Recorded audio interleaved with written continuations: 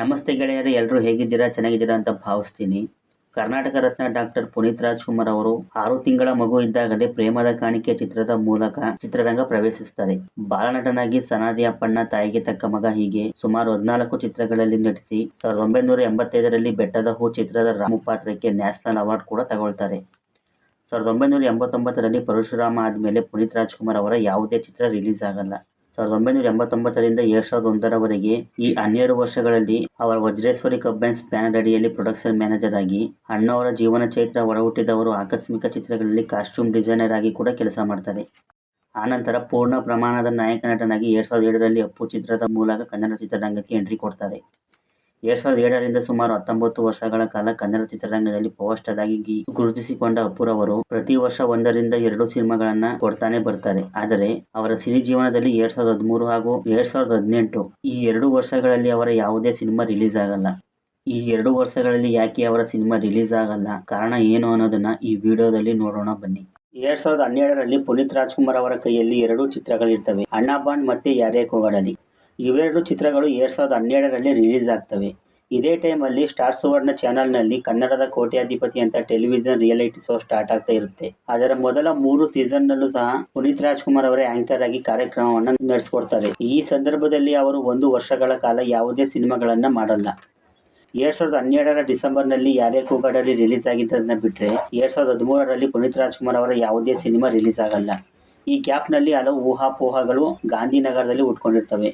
ಪುನೀತ್ ರಾಜ್ಕುಮಾರ್ ಅವರ ಹಿಂದಿನ 2 ಚಿತ್ರಗಳು ಕೂಡ ನಿರೀಕ್ಷೆಯ ಮಟ್ಟ ತಲುಪಿರಲಿಲ್ಲ. 2010ರಲ್ಲಿ ಜಾಕಿ ಬ್ಲಾಕ್ ಬಸ್ಟರ್ ಹಿಟ್ ಆದದನ್ನ ಬಿಟ್ಟರೆ ಅದಾದ ಮೇಲೆ ಬಂದ ಸಿನಿಮಾಗಳು ಆವರೇಜ್ ಪ್ರದರ್ಶನ ಕಂಡಿರ್ತವೆ. ಪುನೀತ್ ರಾಜ್ಕುಮಾರ್ ಅವರ ಓಂ ಬ್ಯಾನರ್ ನಲ್ಲೇ ಬಂದ ಹುಡುಗರು ಚಿತ್ರ ಸೂಪರ್ ಹಿಟ್ ಆಗಿರುತ್ತೆ. ಆದ್ರೆ ಅದರ ಎಲ್ಲ ಕ್ರೆಡಿಟ್ ಅನ್ನು ರಾಘವೇಂದ್ರ ರಾಜ್ಕುಮಾರ್ ಅವರು ಲೂಸ್ ಮಾದ ಯೋಗಿಗೆ ಕೊಟ್ಟಿರ್ತಾರೆ.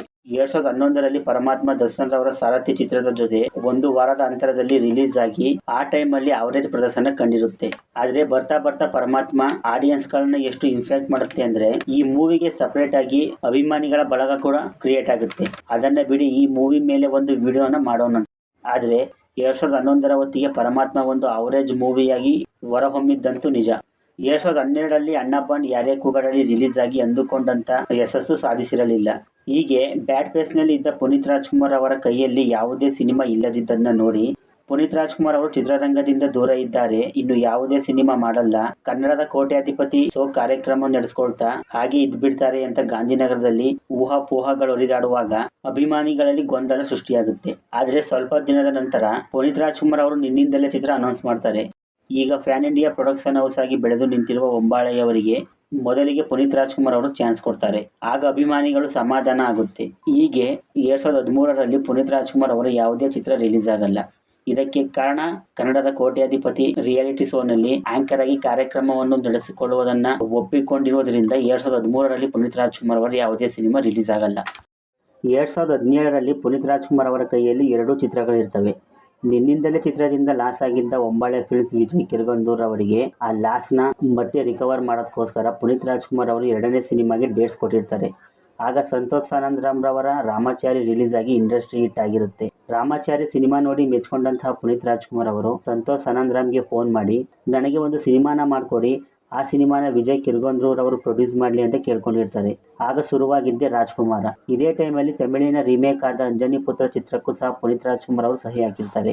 ಇವೆರಡು ಸಿನಿಮಾಗಳು ಕೂಡ 2017ರಲ್ಲಿ ರಿಲೀಸ್ ಆಗ್ತವೆ. 2017ರ ಮಾರ್ಚಲ್ಲಿ ರಾಜ್ಕುಮಾರ ರಿಲೀಸ್ ಆದರೆ ಡಿಸೆಂಬರ್ನಲ್ಲಿ ಅಂಜನಿ ಪುತ್ರ ರಿಲೀಸ್ ಆಗುತ್ತೆ.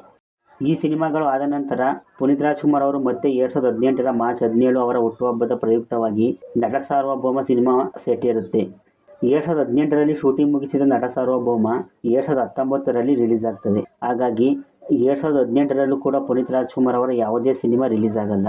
ಹೀಗೆ 2013 ಹಾಗೆ 2018 ಪುನೀತ್ ರಾಜ್ಕುಮಾರ್ ಅವರ ಅಭಿಮಾನಿಗಳು ಅವರ ನೆಚ್ಚಿನ ನಟನ ಚಿತ್ರವನ್ನು ಥಿಯೇಟರ್ನಲ್ಲಿ ಸಂಭ್ರಮಿಸಲ್ಲ. ಇವೆರಡು ವರ್ಷಗಳನ್ನು ಬಿಟ್ಟರೆ 2007ರಿಂದ 2021ರವರೆಗೆ ಎಲ್ಲ ವರ್ಷಗಳಲ್ಲೂ ಪುನೀತ್ ರಾಜ್ಕುಮಾರ್ ಅವರ ಸಿನಿಮಾ ರಿಲೀಸ್ ಆಗಿದೆ. ನೋಡಿದಲ್ಲಿ ಗೆಳೆಯರೆ, ಪುನೀತ್ ರಾಜ್ಕುಮಾರ್ ಅವರ ಸಿನಿಮಾ ಯಾವ ವರ್ಷದಲ್ಲಿ ರಿಲೀಸ್ ಆಗಿಲ್ಲ ಅಂತ.